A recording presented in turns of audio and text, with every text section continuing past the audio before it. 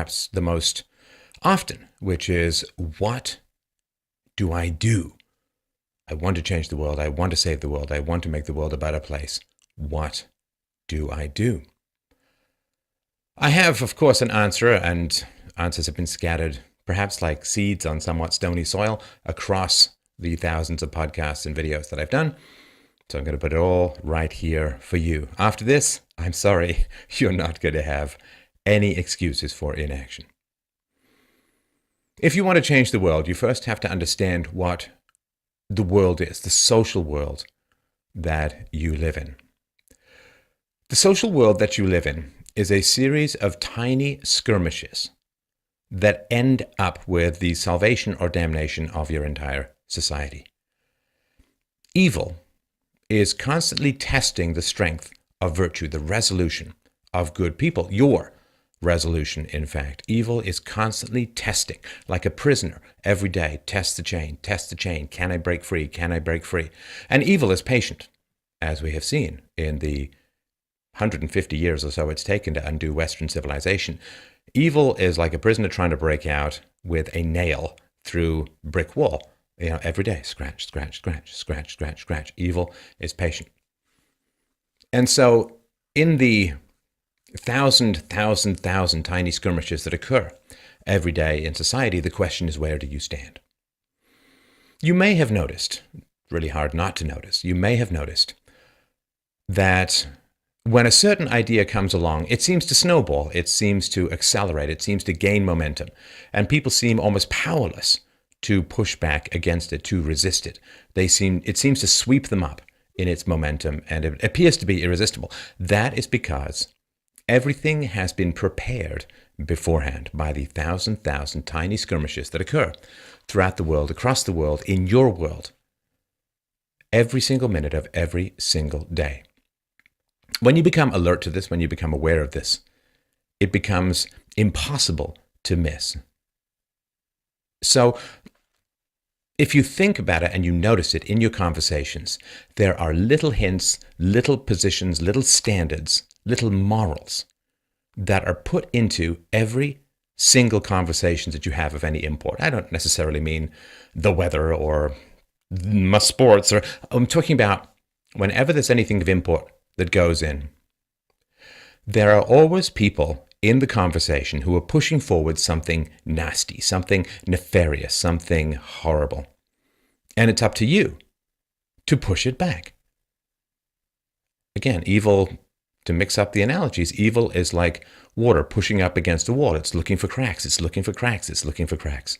Can it find its way through? Once it finds its way through, it eats wider and then brings down the wall. You can think of this in terms of taxation. Whenever that subject comes up, people will crab and moan, but there'll be one person or more than one person who'll say, well, that's just the price we pay for living in a civilized society. Or when immigration comes up and you say, well, somebody's going to say, well, we have to help people in need. Or when the welfare state comes up, well, it's better than people starving to death in the streets. Or government health care, well, it's better than people being sick and dying in the streets. However much we might, there's always a framing. Now, these people may be unconscious carriers. They may be innocent spreaders of socialism transmitted disease. But nonetheless, they're responsible, as are you once you become aware and alert to the tiny skirmishes that are constantly going on around the world in your life. So in my own particular, when I'm just going around, like I'm not doing this show, I'm not talking to a camera, I'm just going around in my life, I interact with a lot of people. And I never let a comment that is incorrect, a feeler, so to speak, for increased government power or a false moral equivalency or a syrupy, saccharine socialist sentimentality, I never let that go past. And that's really, really important to understand. You need to start doing this. You may not have a particular desire to be sort of front and center in the world. And I don't actually have a desire to do it either. It's just kind of necessary to help the world. You may not have a desire to do what I do, but there's so much that you can do that is more powerful than what I can do in your world, in your life. I can speak to the world, and I'm just, pixels on a screen and a voice in someone's ear, but you have the authority to speak in your own social circle among friends and family or acquaintances or just about anyone you meet. You have the authority that I don't in your social circles. I may be able to give you ideas, but it is only your personal credibility and authority within your own social circles that can bring these ideas home to people. So when people talk about immigration, I will speak very frankly about it. When I hear about the wage gap between men and women, you push back against it and you say, well, help me understand, help me explain, and explain it to me. I don't understand because here's the information that I have. You push back, you push back, you push back. These conversations are worth having one-on-one with people who are genuinely deluded. Like they think they're doing the right thing. They've just heard all of this stuff from the media or from academia or wherever. They've just lived in an echo chamber. They think they're doing the right thing. They're not, but they think they are. Then those people are worthy of benevolent correction in private. But then there are, of course, the loudmouth, sandpaper-souled people who are constantly scraping their opinions up against people's raw statist wounds, and those people need to be pushed back. Initially nicely, but you really do have to stand your ground. And these are the conflicts that you can get involved in. You don't have to be mean. You don't have to attack people. You don't have to yell at people. You certainly shouldn't use horrible language to destroy people or anything like that in your personal life. But this is what needs to be done, because when a new idea comes along, it is looking for the sort of prior greasing of acceptance. And that is really, really important to understand, because we have this idea that corruption is sort of out there somewhere, out there in the world, in places of high power, in the high towers of political discourse, in the media, in academia, and so on. We think that corruption is out there, but it's not. It's not. Corruption is inside the walls. The corruption that we see manifest in politics, the decadence and degeneracy we see manifested in popular culture, is not something that is just imposed. It's just like an invader that comes into your house. It's like that old story of the vampire. The vampire can't come into your home unless you invite it. Sure, the vampire is evil and nasty, but nonetheless, there is a magical moat around your house that keeps you safe from the vampire unless the vampire can convince you to invite him in. And it's the same thing with corruption, with national debt, with inflation, with fiat currency, with increased government power, with free speech. Well, there ought to be limits on free speech, say fools and useful idiots and sometimes malevolent people around you. And I don't necessarily mean in your family. It could be somebody cutting your hair. It could be any number of things. People will just spout off stuff. Maybe they're malevolent or maybe they're misled. It's hard to tell, and in a sense, it doesn't really matter. You start pushing back against it, and you have to push back against that stuff. Evil will use idiots as carriers for its venom.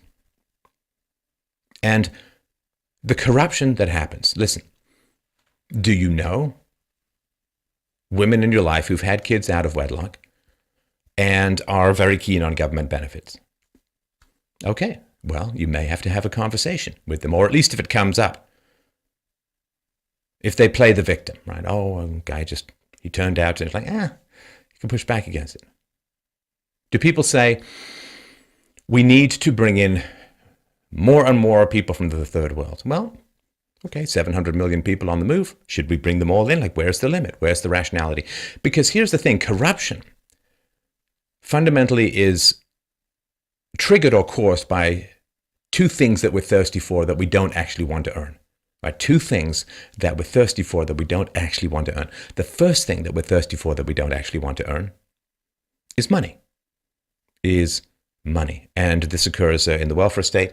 This occurs for people taking government contracts. This occurs in the military-industrial complex. It's just people who want stuff that's unearned.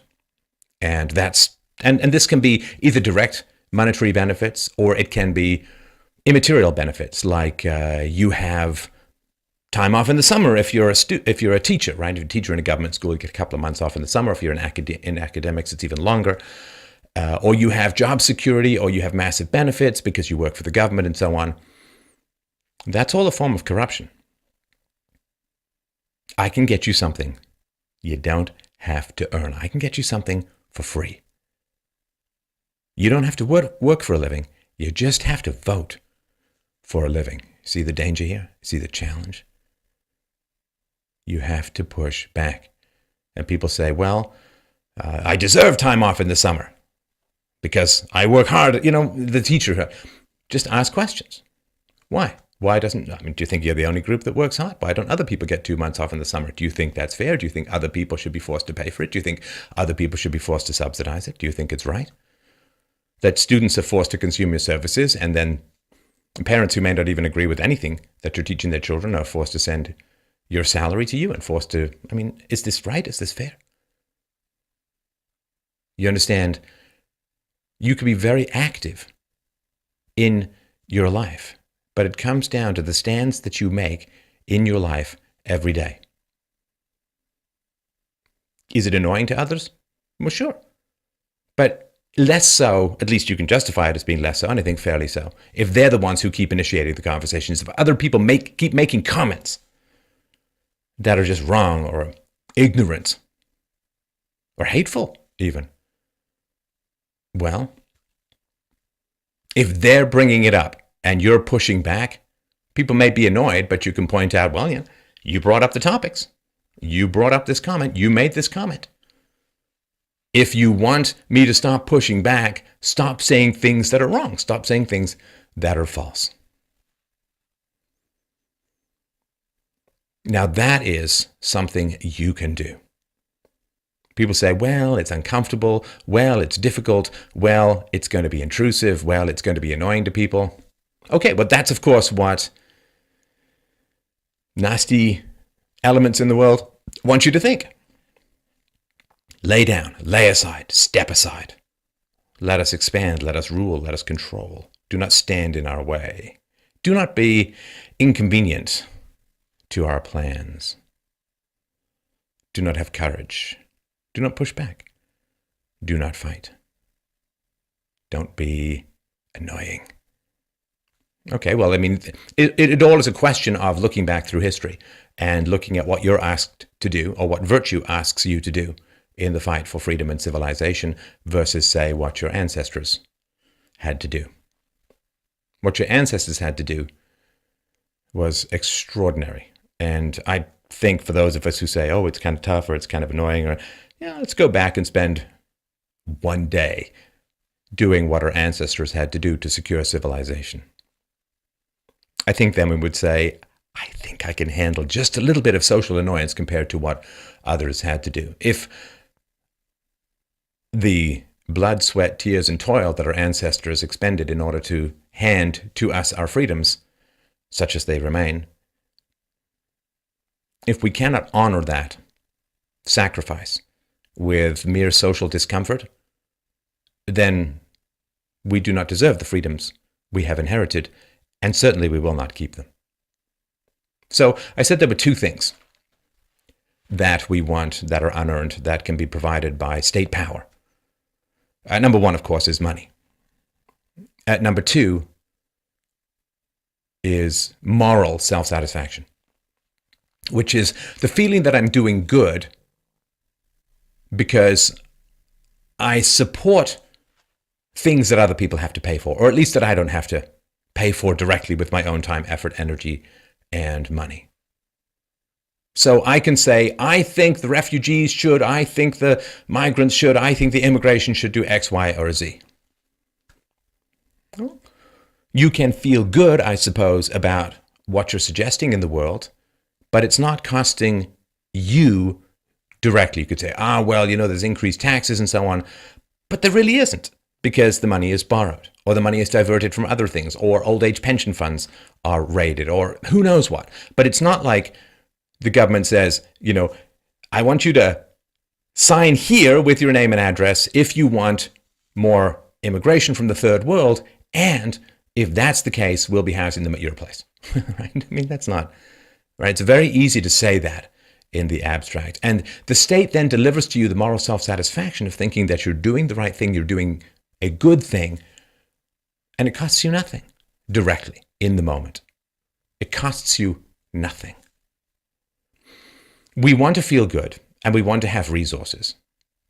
The government will provide us resources, and the government will provide us the nicotine, heroin, drip of virtue signaling, of moral self-righteousness, without us having to pay for it, without us having to do the uncomfortable work of going out and doing things in the world that might be risky or unpleasant or expensive for us. It's the same thing with welfare.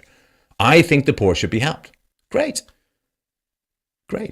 Get off your ass, get off your couch, get off your computer chair, and go out and help the poor.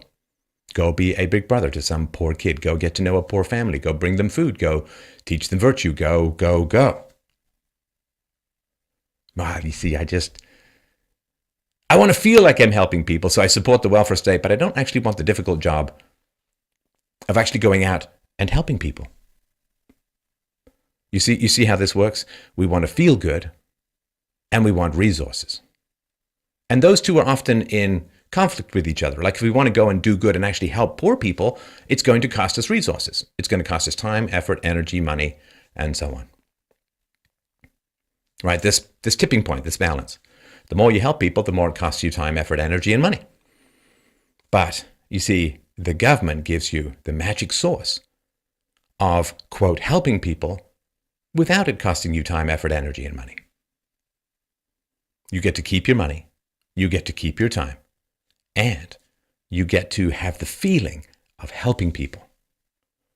Now, of course, the fact that it's not actually helping people, when you talk about the welfare state, as I do, I talk against the welfare state. It's toxic and family destroying and soul degrading aspects, as well as its horrible economic inefficiencies, the fact that it traps the poor in the roach motel of government welfare programs. When I talk against the welfare state, and people react, it seems irrationally, right? They get really upset, really angry. And now all they say, we just want the poor to starve. That's not what it's about. The population as a whole has become addicted, literally, I believe, physically addicted to the endorphins of virtue signaling. Now, if you say to them, government welfare is immoral and hurting the poor, then what you're doing is you're taking away the feeling of smug self-satisfaction and virtue signaling, which is a great pleasure for them. You are taking the drug away, a feeling that they're doing good without actually having to do good. You understand? And so that feeling, you are taking away a drug that they've become addicted to. That's difficult for people. Coming clean, coming sober, out of the narcoleptic haze of status dependence virtue signaling is very hard for people. And this is why the longer it lasts, like any addiction, the longer it lasts, the harder it is to pull back. So these little conversations are so important to have. On many levels, it publicly pushes back against bad ideas, bad principles, and maybe bad motives as well. Other people then won't feel as alone. Only 8% or 9% of Canadians here in Canada want more immigration. But all they see, all they hear, more immigration, more. If you point out some facts and push back, they won't feel as alone. They will gain strength in knowing that there's someone else out there who has words for the unease they feel. That's important. It will give them strength to have their own conversations with people. Most people are pursuing immediate benefit with no particular thought to long-term consequences. And they've been trained that way, and it's tragic, and it's not our natural state, but they've been trained that way. Look for short-term immediate benefit, regardless of consequences. If you take on something uncomfortable, if you bring a discomforting truth to the world, and you stand firm in the face of the drug addicts as you claw away their drug of choice, or at least attempt to reduce its prevalence in their bloodstream. It shows other people that there's courage in the world and that they can stand up, and also shows that you can stand up and remain standing up.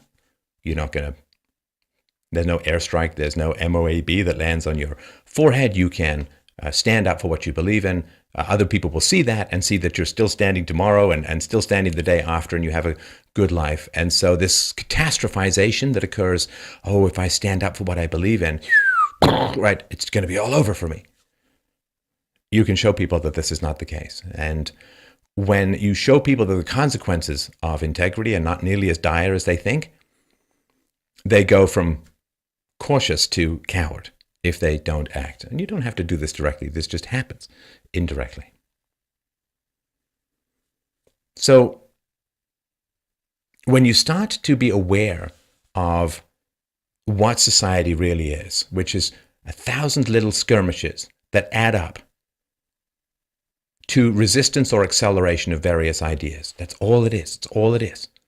In its essence. I mean, there's a lot of frou-frou that we go on, and nice frou-frou it is, but this is the essence of where society heads. It's winds attempting to blow ships. And ships do have some choice. You can steer into a wind called tacking. But right now, it's the wind from the left. It's starting to push back from the non-leftists, but it's the wind from the left that is determining where society is heading. And it's not a big, giant invitation to disaster that is necessary in your life. It is the little pushbacks. It is the little questions. It doesn't have to be horribly confrontational. It doesn't have to be, throwing plates Greek wedding style. It can be a little gentle. And, as you get used to it, ease more and more into it. But every time you let something that is false and wrong, morally wrong, every time you let that stand, evil, whether conscious or unconscious, evil takes a little bit of a step forward. And you, inevitably, take a little bit of a step back. Every time you allow something that is moral to pass by in conversation, and you don't say, whoa, hang on a sec, let's back up a little here. Let me sort of understand what you're saying here. Every time you do that, you weaken the resolve of everyone around you. You strengthen the resolve of those, pushy busybodies who are sort of icebreakers for the coming super tankers of immorality. And you make yourself weaker every time you compromise. It's like not going to the gym. Every time you don't go to the gym, you get weaker. Every time you back down, every time you say, well, for the sake of immediate social comfort, I'm not going to bring it up this time. I'm not going to push, everybody knows that person's like. Every time you do that, you strengthen evil and you weaken yourself. And you make the ship turn a little bit more towards the edge of the cliff, where it inevitably goes and will go throughout history. Now, in the past, we really haven't had that much chance to push back against these, increasing tsetse flies or mosquitoes of advancing immorality. Now we have the internet, the information is available, you can ship people off to resources if you want, you can educate yourself in a way that was tough to near impossible to actually impossible in the past. So we do have pushback mechanisms around the decay of society. We have pushback mechanisms now that were not available in the past, which means that you're out of excuses. This is what I mean to say. When you understand this, what happens in society, how evil advances. There's an old saying about bankruptcy. A rich guy went bankrupt and somebody said, how did you have so much money? How did you go bankrupt? You know what he said? Very slowly and then very quickly. When it gets to the tipping point, when evil has laid enough greasy tracks that it can advance unopposed, when it is weakened, as it constantly tries to do, weaken by saying irrational things, by saying wrong things, by saying immoral things, and then pretending it's a joke and pretending it's laughter, all that manipulation that happens. Hey man, I just said I wanted to help some people from the third world. Why are you becoming so hot, right? Little advance, and then if confronted, there's cowardly manipulation, and there's projection, and you're crazy, all of that. But you see, it's up to you. I can't do it. I can't do it. I can't do it. A general can't fight the war. You understand? I can give you some tools, some weapons, some facts, some logic, some arguments, some encouragement, some enthusiasm, some, hopefully, an example of somebody who stands up and is still standing. But I can't do it. And you have the same desire that I do, and that the people who want the welfare state and the people who are for unlimited open borders and so on, you have the same desire that everyone else has, which is a desire for the feeling that you're doing good. That's a great feeling, isn't it? A desire for the feeling that you're doing good without the difficulty, the enormous difficulty, at least at first, of actually doing good. You want the same thing that everyone else wants, that I want, which is the feeling of doing good without the risk of doing good. You know, bad people want to go out and get resources for free or without having to work for them in the free market. So in the past, they'd have to become thieves. But you see, you go break into someone's house. They could have dogs, right? They could have security cameras. They could be armed. It's dangerous. It's unpleasant. What if you're a mugger? The guy might know jujitsu or Krav Maga. They might know things. They might be armed. They might have friends just around the corner. It's risky. Everybody wants stuff for free. In an amoral context, it's risky. Go and take stuff from people is risky. Is get the government to do it for you. Go tax them and give me a check. Takes the risk out, right? So as you watch this, as you watch what I do and what other people do, there is the great temptation to think that reading the diet book is the same as losing weight. You have a thirst, as we all do, to believe that reading about exercise is the same as exercising. It's not. Watching these videos is not the same as being good. Watching me debate people, take on people, bring unpalatable or difficult truths to an unwilling world at times. Watching me do that, while hopefully enjoyable, and I would love your support to continue doing it. I think it's important. freedomainradio.com/donate. Please help out. It's very necessary, more now than ever. Watching me, not the same as being good. Watching me is not the same as being good. Watching videos, reading books, consuming material is not the same as being good. Now, it's important. It's necessary, but not sufficient. You know, if you're going to go on a diet, you should read something about dieting or consult with an expert or whatever, right? But that's the great temptation. You want to feel good by watching what I do. In the same way that people want to feel good about helping the poor by approving of the welfare state. And I'm here to tell you that's not what this is about. And more than 10 years ago, I started this conversation. Free Domain Radio, the logic of personal and political liberty. Personal. It's all about your relationships. You must enlist yourself in the cause of the future. You understand? You cannot outsource saving the world. It can't be me. It can't be anyone I've talked to. It can't be anyone you've ever seen or read about or consumed. It can't be any author or blogger or vlogger or anyone like that. It cannot be any individual or group of individuals. It has to be you. It's a call to action. It's a call to do something. I will tell you this as well. You think you know happiness. You think you do. You think you know joy. You think you know self-satisfaction. You think you know pride. But you don't. Yet, I would say. And again, if you're out there having these conversations, fantastic. Thank you.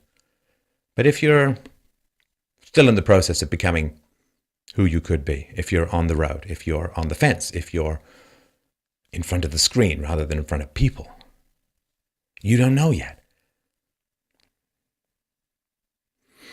The drug of feeling like you're doing good without actually having taken the risk of doing good, it's very dissatisfying after a while. And you always have to come back for more. You always have to come back for more. In fact, it's easy to become addicted to watching people be virtuous, watching people act, watching people do good. It's easy to become addicted to that as a way of not doing good in your own life, as a way of not having these difficult conversations in your own life. To become a spectator is often because you just don't want to get on the field. I want to watch, I want to learn, still watching, still learning. I'm just about to, right? Slowly backing away. You will get a brief sense of satisfaction from watching people be good in the world, and then that satisfaction will fade. And you'll have to come back for more, which means that you'll be more inactive because you're spending more time consuming virtue rather than becoming virtuous, acting on virtue in your life. The more you watch other people be courageous, the more your own cowardice, the more your own courage saps away. I please understand, I say this, having done this myself in my life. I'm not trying to tell you from any exalted position of moral perfection or anything. And it's still a temptation to be every day. But I will tell you this. If you've been watching virtue, and that makes you thrilled and excited, if you've been watching virtue, you have a wonderful treat in store for you. A wonderful treat in store for you, my friends. And that amazing treat is the true joy that is as bright to the false relief of watching virtue as the sun is to the moon. The true joy of moral action awaits you. I envy that. I envy that. That transition from watching to doing, that transition from spectator to player, that transition from fear to action, from slipperiness to traction, from receiving to transmitting, from listening to speaking. That transition still lies ahead of you. I think of all the beautiful music my daughter has yet to hear. I envy her the newness of the glory she will experience. And when I look out across you, my truly beloved audience, when I look at you and I think of the joys that you are going to experience, the true, meaty, deep, magical satisfaction of manifesting virtue in the world, you will look back at the pale, almost hysterical, addictive, petty happiness that you get from observing virtue. You will look upon that and say, why did I eat those scraps when before me was this glorious buffet? That excitement, that joy is ahead of you. I've tasted it for many years. I've lived it for many years. It is yours to take. There is an old saying, the brave die only once. The cowards die 1,000 times. If you understand that, and you understand that what I'm offering you, what I know is there for you to step into, when I know of the life that you could have, of pride and a magnificent sense of accomplishment and purpose and virtue, you will understand that it is not death that you have to face. It is a glorious life you get to live. I envy you that life. Step forward, my friends, and take it.